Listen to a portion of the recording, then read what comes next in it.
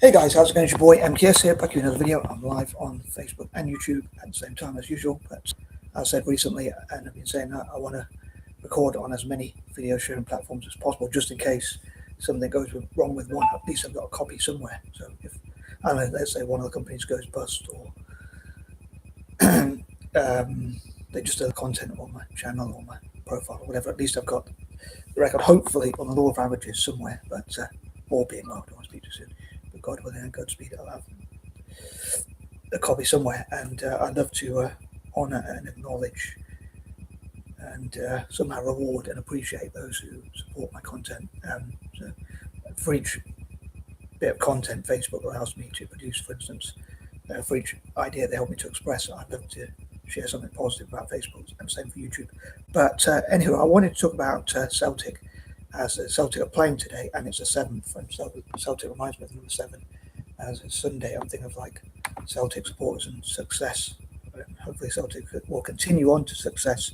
I was really disappointed last season we couldn't get a treble. We got a double, but we didn't get a treble. I hope this season we can, and not be complacent in any games and just go for it and try and win, as obviously domestically, win as many games as possible. In Europe, I think we should ignore it and just focus on Europe next season and just try and get a treble this season. Then we can go into Europe and try and focus a bit more, try and do better there. Although I'd love to see Celtic winning in Europe, something in Europe. It wouldn't. It's not something that I think we can do at the moment. So I think we should focus on trying to win a domestic treble and just trying to rest players, play youth players and fringe players for European games, in my opinion. But also, the only times I'd want Celtic to lose are when they play Italian teams, like when they play Bologna, and certainly when they play Roma on the 11th. That's one of the few times I hope for Celtic to lose. But other than that, obviously, I always hope for Celtic to win. But in Europe, it doesn't really bother me that much generally, so I'm sort of neutral. I think, if anything, I think if we go out of Europe, we can focus more on domestic games if we have our own Brexit of our own. I was going to go to watch a game with my dad, who I haven't seen for ages, like over a month, I think. It's been like pretty much about 2 months. Unfortunately, I missed his birthday as well. And we just haven't, for whatever reason, we haven't managed to meet up. Either one of us has been ill or whatever. So it's been a bit frustrating, but I'd like to see my dad again, see if hopefully he's well and well. I spoke to him, but he seems quite well, thankfully, so that's the main thing. But it'd be good to meet him again and have fun together and that kind of thing. But I went for a long walk to see my stepdad yesterday. I'm a bit tired from that, I think. I'm not used to walking as much as I used to, because I used to walk a lot more. And a nice life story. But I love walking, but I was very my ankles, and, well, I think it was my hamstring or something, started to flare up a little bit. And then it started to calm down a bit. But when I don't do walking for a while, I think I'm a bit fat as well because of my diet. I can tell those who don't know me, but I'm a bit fat. But I think that puts a bit of pressure on my legs. And I think when you're not used to doing it for a while, I think that's what happens to older people. Like they say, to have it saying, my son or niece or daughter or nephew will do it and do things, bring things for them and carry things. And it's probably better to do it, try and keep walking yourself. I'm going off on tangents, I know. But I wanted to focus on I didn't get up to about 1 o'clock. And then I decided not to go because I thought I might have a walk there. And I don't want to rely on buses because it's Sunday. So I decided not to. But I'm also behind schedule because Celtic already kicked off. And I checked and we were about half an hour in and the score was 0-0 so far. So I'm hoping, that would suit us more than Hearts who we're playing. But I'm hoping we can break Hearts today and especially throughout the league, most importantly. I know they beat us 2-0 last time. But we have a new manager as well. So I'm hoping the new manager will do well. And I was thinking I wanted to focus on the theme of dyslexia. Something of dyslexia, December, and maybe even like dyscalculia, dysgraphia, and to an extent dyspraxia, although a lot of dyspraxics are not into football. Some of us might be, obviously, like myself. But I know I was talking about Italian football yesterday, I didn't quite get around to it. Lots of it before. And I wanted to make some videos on Friday, but then I had some problems with my electricity. But anyway, I'm going to try and crack on with it. So these are pointers number 1 to 10. So here goes. So number 1, I hope that people can get behind the new manager and say, like, give him a bit of time. When Big Ange came to manage us 3 or 4, must have been 4 or 5 seasons ago, just after COVID, and he had to rebuild, and he lost his first 2 or 3 games, and then he went on to do some great stuff. So I hope Wilfred Nancy, I don't want to say his name how it's pronounced in English because it sounds a bit of a rude word, and it's a word that we're accused of by the rankers, as I call them. So I don't want to give them some cannon fodder, although they probably would have got some. But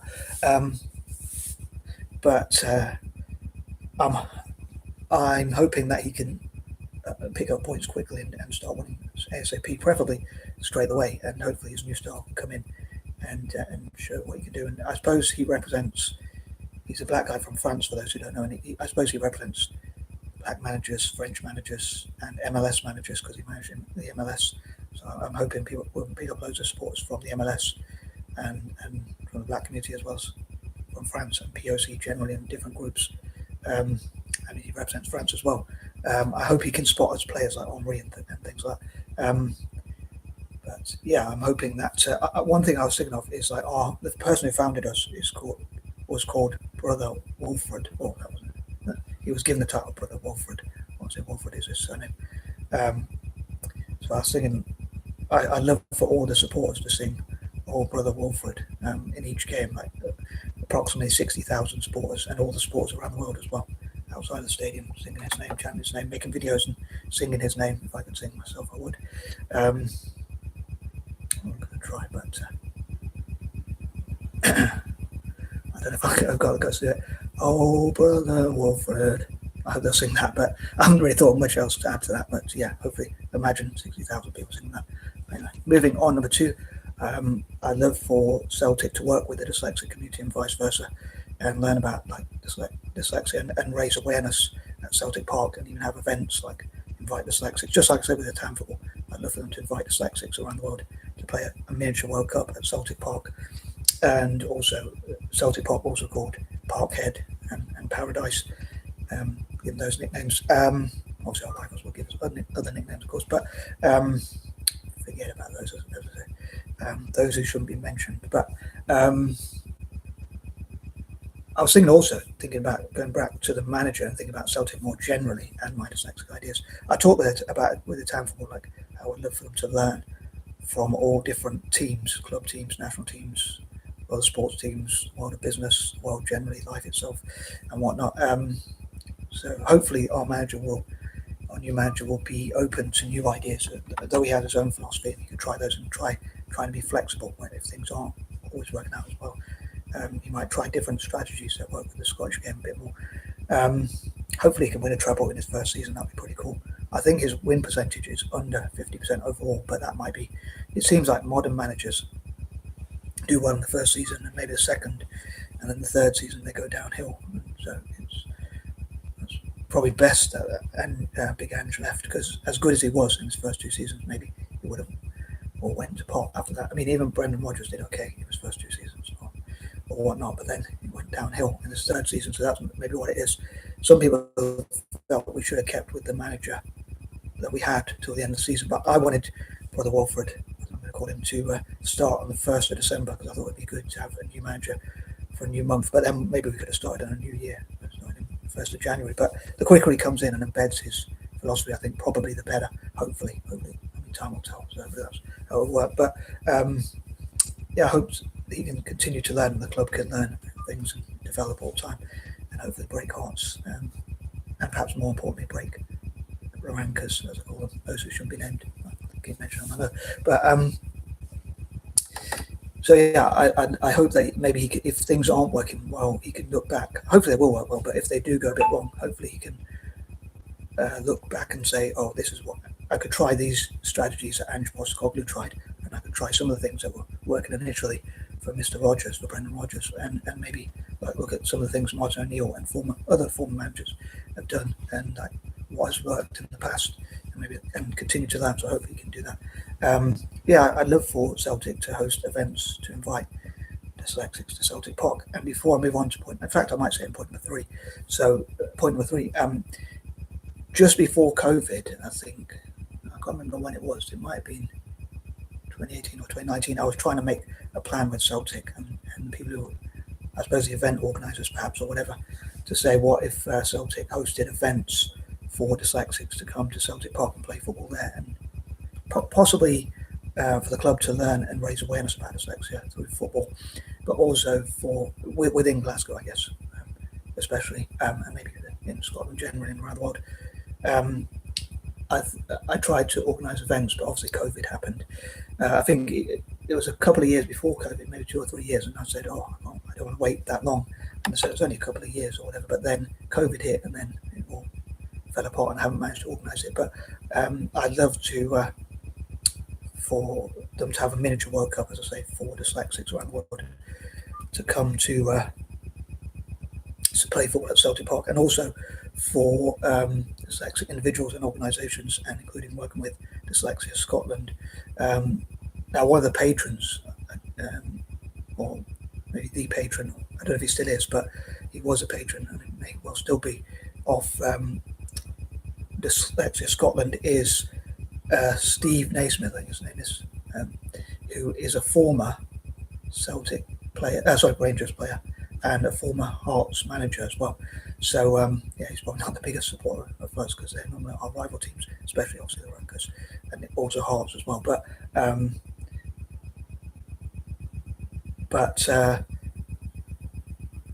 I thought, as a symbolic sort of thing to say we can put our differences aside, I thought, although he's a Rangers supporter, we could do something to show we put our support for dyslexics as above our rivalry or something like that. Something sort of symbolic.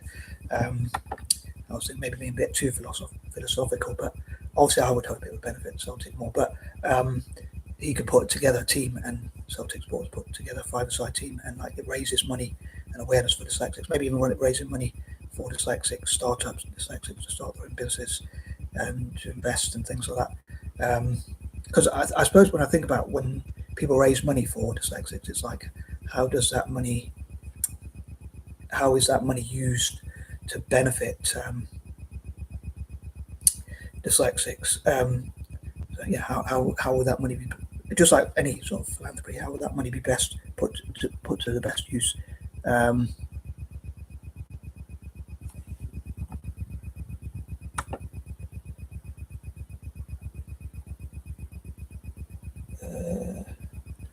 Thanks for the comment, Larry. Yeah, so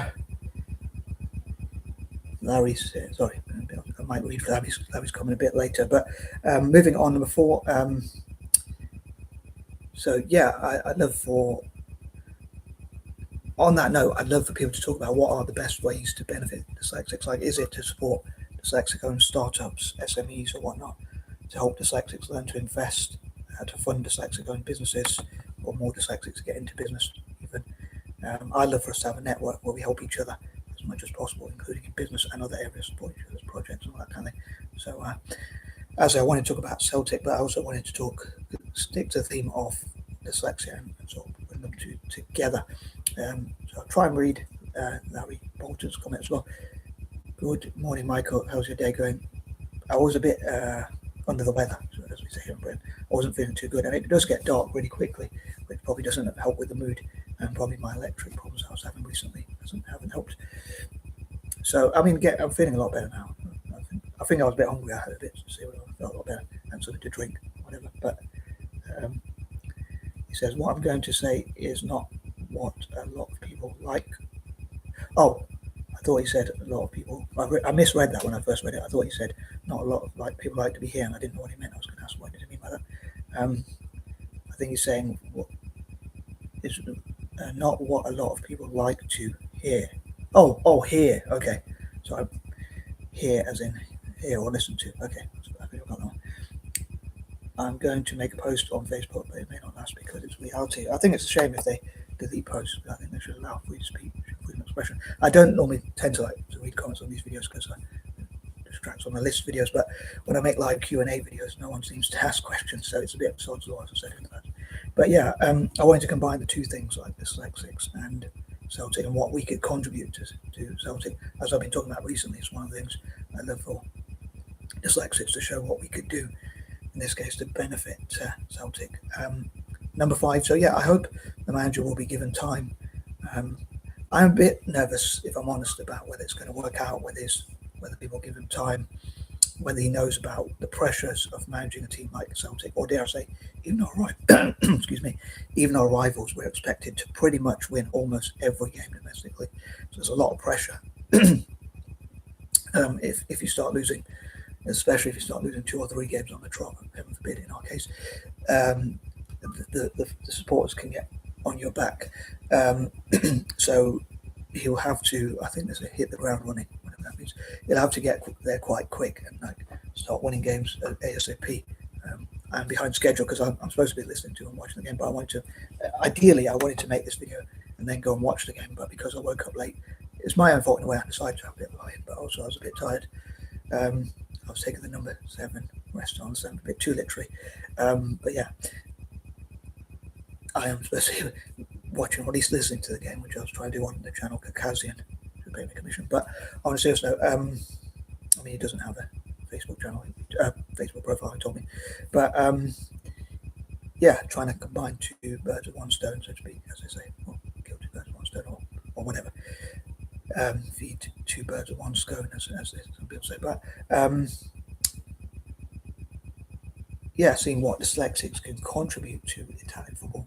But yeah, also talking more generally about the new manager, as I hope he's versatile to learn things and maybe meet up with the supporters. Maybe there should be a way where supporters could talk to, I'm going to call him, as I say, Brother Wilfred. I know it's spelled a little bit differently than Wilfred, but I'm going to call him Brother Wilfred because that was our founder's name as well, to say. Funny enough, Nancy is the name of the person who runs the school I support in Kenya. I don't think that, but I hope he can talk to the supporters and talk about what the club means and things like that, and the winning philosophy. Because I think some people were worried about some of the interviews he had where he said it's the performance. But I think the Celtic supporters just want to win a lot, and then the performance is really important as well. So it's secondary. But I'd love for Celtic supporters to get involved in the comments either on Facebook and or YouTube about what do you think about the idea. I've been thinking about it for a while and I've been trying to put it together, but with Celtic supporters like Ryan118, Caucasian, One Celtic Fans for You, and even just general Celtic supporters, whether they have channels or not, but especially those with their own YouTube channels and TikTok, like Axon, the Celtic State of Mind, and others, Paul John Dykes, if I've got his name right, to Dyslexic, but honestly, it's no. So yeah, Dyslexics, we have many weaknesses, but also many strengths as well. And the beauty of them is they're quite unique, which I think makes them even more valuable in some ways. But yeah, I still want to, and I wanted to in the past, and I'm hoping to do so ASAP. So any Celtic supporters out there, please get involved. But I'd love for us to have Zoom groups, and I'd love to have opinion polls, like for instance, what are the best days and dates and times and topics to discuss and all that kind of thing on Zoom, to have Zoom chats and that kind of thing, and discuss what the club means to us and different ideas and different thoughts and dreams and goals and that kind of thing. For instance, some Celtic supporters might say the performance is the most important, but I think most will probably say the result and then the performance is secondary. But it'd be interesting to find what different Celtic supporters think, and if there's a way for the manager to talk to the Celtic supporters. I know they sometimes have fan media where they can put questions to the manager, but yeah, I think it'd be cool if he could be part of Zoom chats where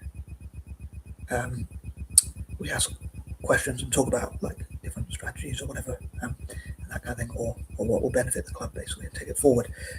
Number 6, I'd love for Celtic to have a partnership with Italian football as a sport again of both.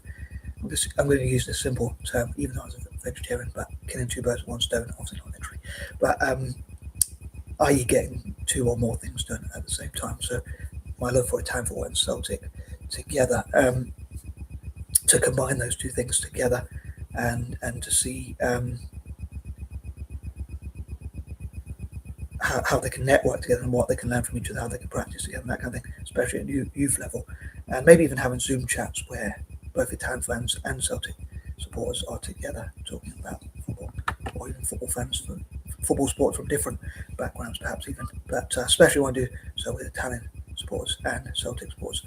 Number 7, as I say, for some reason number 7 reminds me of Celtic and vice versa. So I'd love for the club to have many 5 and 6-a-side pitches for young people, but also 7-a-side pitches especially, to develop young players, and different training strategies for the future as well. But as I say, my dreams for this year would be to win a treble in Europe. I don't really mind if we get knocked out of Europe quickly, because if it means we'll be able to focus more on domestic trophies, and again, maybe next season, if we get a treble this season, we can focus on the league, on the European games a bit more next season as we have more money coming in. Although I would love for us to be able to give away our prize money, and I'm going to say it's a point number 8. So point number 8, if we had, so I'm thinking of, I suppose you don't get much prize money for winning Scottish trophies or things like that because the money in Scottish football is not that much, especially compared to the EPL, for instance, the English Premier League. But I'm trying to think of a figure.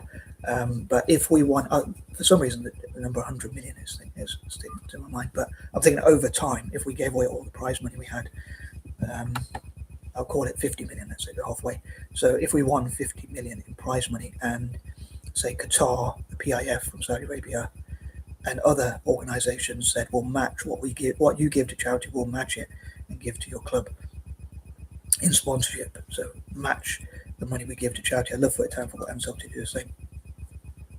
Then if we gave that 50 million prize money to charity, then let's say if we got 100 people who matched it, we would have, I'm not very good at maths, but 100 times 50 million.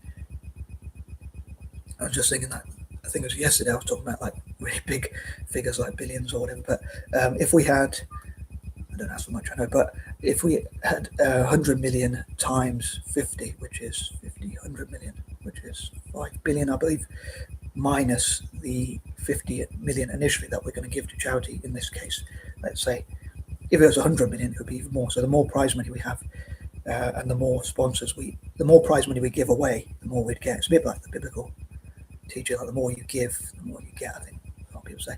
I suppose it's open to interpretation, but the more you give away, the more you get back. Although some people might say that's not supposed to be materialistic. I'm not sure about the actual interpretation. But so yeah, we would give.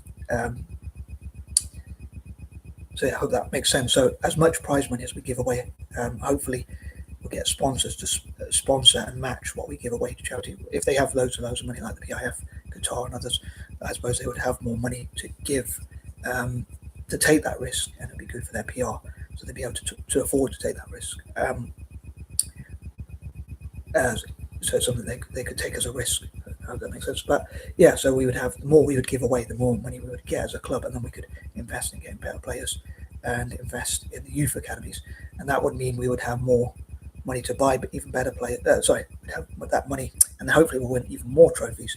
So it would mean that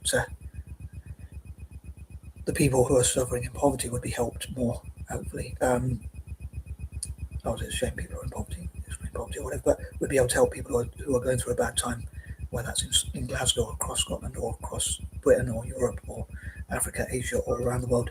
And that kind of would be able to help even more people, like Tech for Africa and things like that, STEM for Africa and that kind of. So they would benefit, hopefully, especially people in developing nations. But the club would also benefit with winning more trophies. The sports would be happy, hopefully, because we win more trophies, and the club would benefit together. And then the sponsors, hopefully, would find that it's good for their PR. So hopefully, pretty much everyone's a winner, except for the rankers. Just what I want to hear.